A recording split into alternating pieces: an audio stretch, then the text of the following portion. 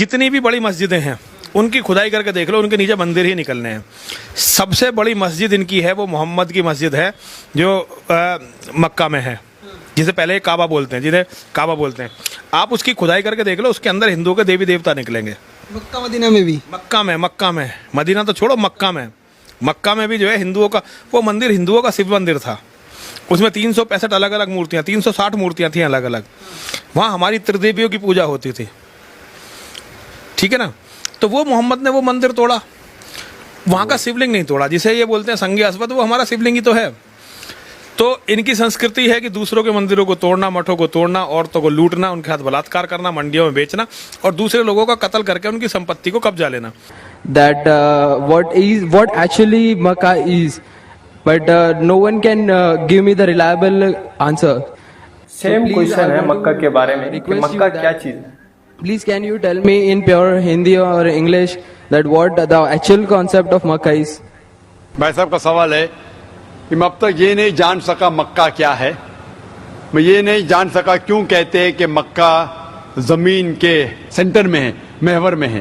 میں یہ نہیں جان سکا کہ مکہ کیا چیز ہے. بھائی صاحب, مکہ جس طریقے سے قرآن مجید میں ذکر آتا ہے سورہ عمران میں سورہ نمبر 3 آیت نمبر 96 میں کہ مکہ وہ جگہ ہے جو سب سے پہلے عبادت کے لیے بنائی گئی, سب سے پہلے عبادت کی جگہ بنائی گئی وہ ہے مکہ. اور قرآن مجید میں لکھا ہے سورہ اسراء میں چیپٹر نمبر 17 آیت نمبر 1 میں کہ اس کے ارد گرد امن ہے اور مکہ کو کہا گیا ہے دارالامن.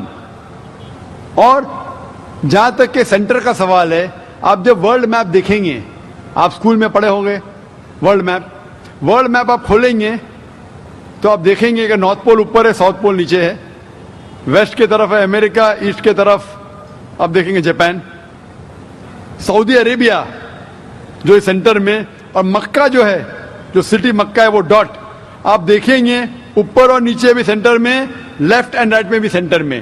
تو اسی لیے ورلڈ میپ آپ دیکھیں گے تو مکہ از ان دا سینٹر, مطلب محور ہے. تو that is one of the meanings. But real ہے کیا وہ دارالامن ہے اور وہ امن کی جگہ ہے, اور وہ پہلی عبادت کے لیے جگہ بنائی گئی. اللہ سبحانہ و تعالیٰ فرماتے قرآن مجید میں,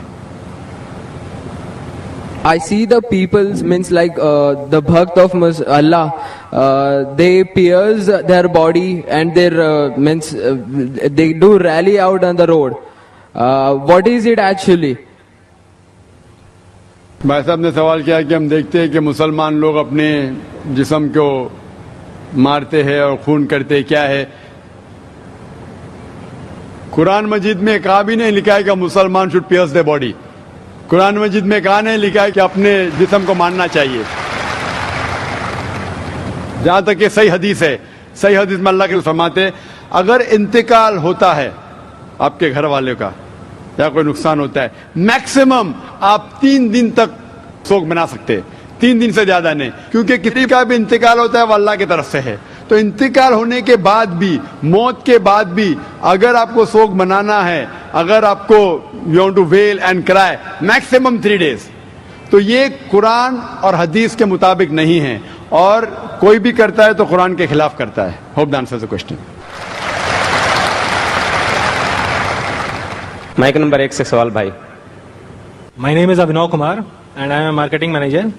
I want to ask you a question that why God has created this universe, us, and if God is one, then why He started with so many religions and coming to point and contradicting itself in past, now saying that all these things which are in past, like you have said Bhagavad Gita, Ved or Bible or anything, they are not for this time. If I am seeing the scenario in the present scenario, I am thinking that any religion needs to grow up. Anyone, either it is Hinduism, either it is Christianity, either it is Muslim, any religion, Islam.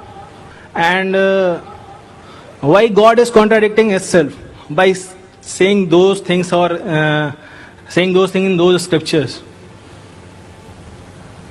भाई साहब का पहला सवाल कि खुदा ने, ईश्वर ने हमें क्यों बनाया।